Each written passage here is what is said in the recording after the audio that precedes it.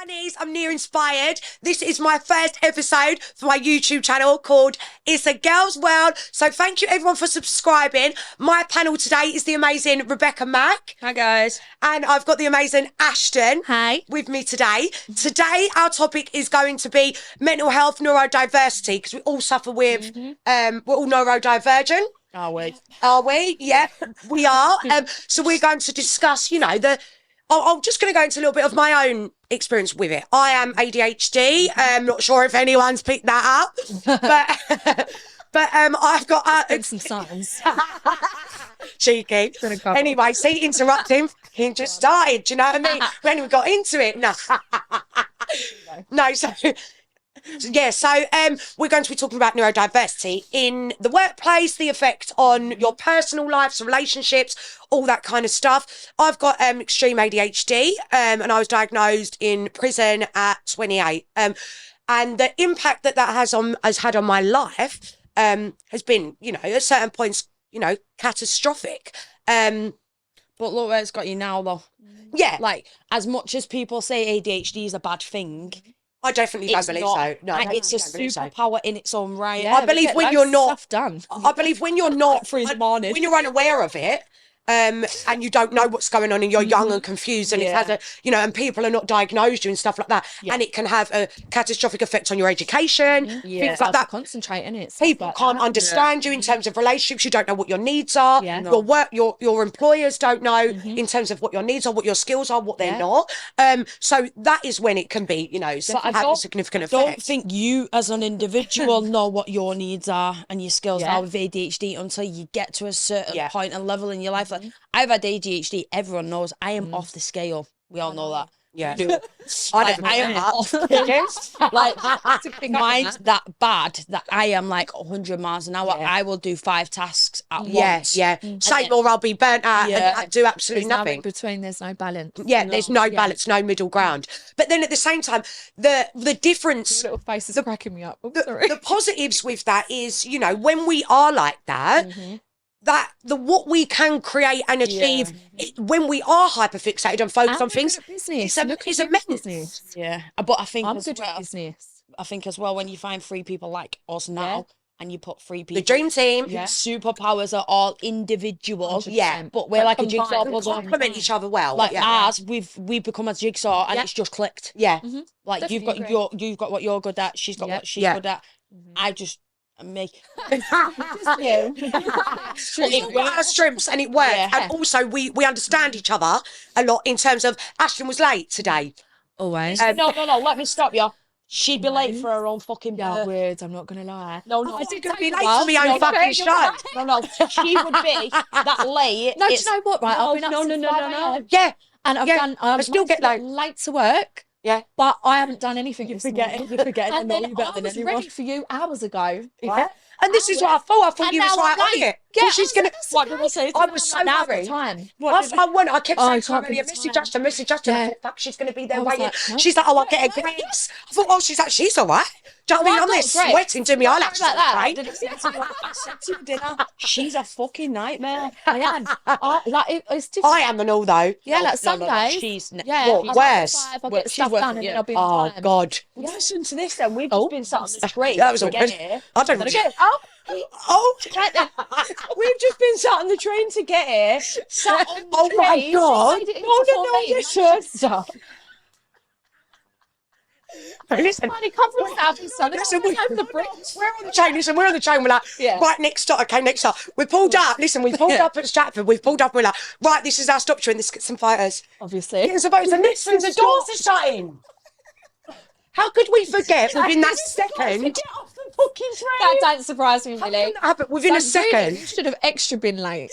You still got Uber before me. Yeah, we forgot to get off the train. In the space of 2 seconds, this is our stop. Let's get a photo. Make it make sense. ADHD, let's do it. Neurodivergent gang. She dived under some woman's baby's pram. Yeah, she did. That's her pram. I said, it's my show. I forget to get off a train. We're just like, the editing me. You like this one? Train's coming. Will I do another one? Oh, this is me good side. She's like, don't up. I'm going to teach her. I'm trying to teach you how to take pictures. The train doors are shut. I'm like, I was bloody super, man. They can get you caught and all in them. Get you caught? Yeah, I know. I got caught my back. And I had to keep looking round. I thought Little Legs was gone. Little Legs. You knew that coming though. You can't miss that right now. In our Clearer. Anyway, at least. That's a true story. You can hear Right, it. anyway, That's the let's thing. talk about from your own experiences as well as my own. Just how do you feel ADHD has affected you maybe in relationships, Ashton? Oh my God, I don't think I've ever been with anyone normal, so I don't know. I don't know if I'm the problem, really. Yeah. I think they are. I was with someone with I get bored. you get bored easily, I'm either really in or I'm really out. Same. And if I'm when I'm really in, if that's not fed, I'm gone. Because my attention, if you've got my full attention, you know, I need that fed, or it's just like that. It's I'm and you can obsessive. Yeah, you can get obsessive. Yeah, that's really bad. well, it's not. It's just a part of who you are. Yeah, just either all. Because you need to feel needed and validated constantly. Because I do want a row once in a while. That everyone does. If I don't get it, I just think it's just not the one for me. Yeah, they're too quiet and they're too boring. But as I say, ADHD, I'm all or nothing with everything. Yeah, I'm either or I'm not on it at all. From my own experience, I was with someone before, and they was very like impatient kind of character. Yeah, bit impatient. Impulsive. They was a bit impatient, organised, things like that. Whereas I can be a bit scatty, forgetful, things like that. They honestly couldn't cope with me, and I feel that's. I think we're organised in our way. We're organised in our way, but other people that are so organised in their own way. Like, why are you not understanding what I'm doing? And they won't. And this is the thing you need with ADHD. I believe you need to have it's like a bowl of spaghetti in it. People around you that have got a good support network around you to understand you, understand the way you are, understand your needs, understand, he would get really stressed out if I'd like forget something and would have to go back. Or, and we do that all the time. We do that all the time, and then it can make you start to feel a bit, rubbish about yourself. Like there's something wrong with you. One thing. Yeah. But ultimately, it's you've got a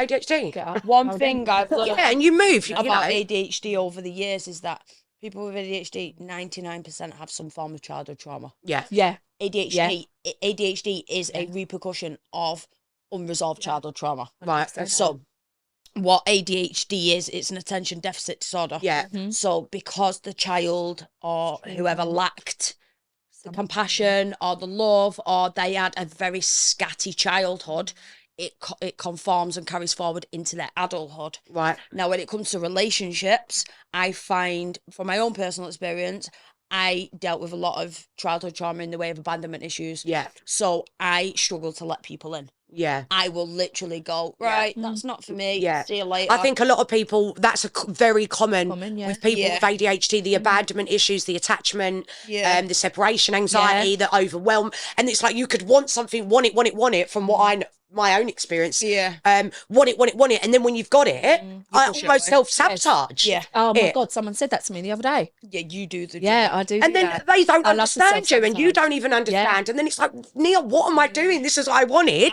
And then it's like you act like you don't. Yes. I think for somebody to be in a relationship with somebody that has got high functioning ADHD, like you, like me, like you, they have to be the complete opposite. They have to be very understanding. They have to be very patient. Very calm. They have to be calm. I don't know. They have to be able to listen to you opening up to them, to tell them about why you are the way you are, because every person with ADHD has some form of childhood trauma. Yeah. So from somebody who's got an experience in mental health and working with adults and children, what you're going to need to do is you're going to need to be the opposite of what you are, and that is I'm with someone who's got extreme ADHD.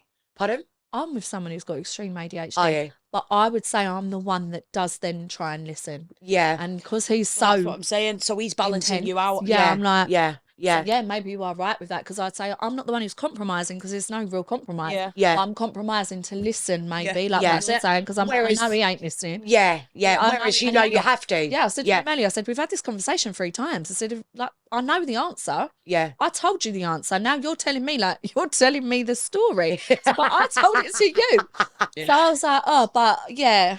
you know, What you got to remember as well with ADHD is it comes with memory loss. Yeah. I get that. It comes with blackouts. So bad. It comes with that. time, confusion and fogging. Yeah, I went to an event yesterday actually, an ADHD event, and it was based on it was really good, and it was based on burnout, ADHD burnout. Right. 3 o'clock. Yeah, and it is basically lots of ways Yeah, that exactly you can improve Literally the that. cognitive function, improve memory, improve focus, really good. all through natural ways. Because I know there's a lot of people that don't want to take medication, but ultimately struggle with getting tasks done, Goal setting. memory, goal setting, concentration, things like that, and overall, well-being at times. Where you're 100 mile an hour, then you could be completely flat. It's gone. But some people don't want to take the medication because really you don't know the long-term effect. These are strong controlled drugs. So they, there's like food supplements they was doing, these fish oil apparently it's really good.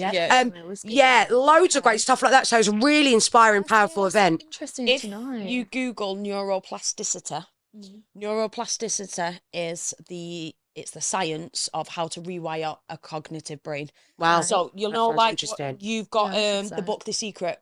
Yeah. From Yeah, I love it. negative to a positive. That is a bit like neuroplasticity. Anybody can rewire their brain. Yeah. Anybody believe can break that. a habit Yeah, within definitely. 30 days. Yeah, You know this more I than know. anyone. You can break a Definitely. habit, and this is how people go from being addicts to Yeah. not addicts. Yeah. You have to rewire your But do brain. you believe that though? Because I believe if you're an addict, you're always an addict. We were sort of having this So this conversation. is quite about the other controversial. day. Yes, we're an addict. I feel like I'm. Are you an active addict though? That's the I thing. still think I'm an addict, but I'm addicted to something else. You change it. You I've cross changed addict. my addiction from Yeah. negative, which was the cocaine, Yeah. as we know, like and gym. now to the gym and my steps. Yeah. I'm obsessed Yeah. with it. But not my food. Yeah. Yeah. I'm still not eating great. Some days I'll be really, really strict on it. Other days, not so much. Yeah, I'm absolutely starving, but we ain't at a thing. If we were like, no, we ain't sitting on there bloated. Come in and saw all the pillars. I'm screaming, I never got a Greg's that. Don't. I had a Greg's girl. Yeah, I know. Like that. I know. I'll get Good maybe even pizza. more hungry. Do you know what I think it is with addiction? I think when you've got an impulsive mindset Yeah. and you've got a very overactive Definitely. mindset, you are addicted to something. Everyone's But addicted they to have something. got that link, haven't they? ADHD and addiction, Yeah. and ADHD Yeah. and crime. For Yeah, example, so basically, I Has a saw this specific- thing yesterday when I went to this event, and they done I've actually got the diagram on my phone, and it basically had a diagram that showed from school, Yeah. like it says primary to PRUs Right. to prison, and it showed the kind of line Amazing. of how people that are Right. undiagnosed or Interesting. untreated in an early age, Yeah. a lot of them, Yeah. I can't remember the statistic now, but it was really big, can Sad. end up sadly Yes, in exactly. prison, because you're impulsive, and if you're not these behaviours are not challenged from young, you can Yeah. be impulsive Yeah. in destructive Exactly ways. And like we said, a lot of people with ADHD, especially untreated, Yeah. go into addiction Yeah. because they need to find they need to Something, stimulate that exactly brain. that all the time. all that I agree chaos with that. needs to be stimulated Yeah. somehow, whether that be through drink, drugs, meditations, therapy, stuff like that. But without that awareness, a lot of people do sadly end up, I think as well, what you got to remember is everyone's addicted to something, whether Yeah. it's the gym, whether it's not eating, like Yeah. relationship. Yeah, Yeah. like if you're addicted to not eating, that's an eating Yeah, disorder. If you, 100%. I smoke. I've tried to quit Yeah. more times than I even want to talk about. Yeah. But, like that's an addiction. But I fixed Definitely. my addiction to go to the gym. Yeah. I'm obsessed with the gym. Oh, sorry. Like everybody has a You will form of be. addiction. And I feel like when you're drinking drugs, it's an escape in it. 100%. Yeah, 1,000,000%.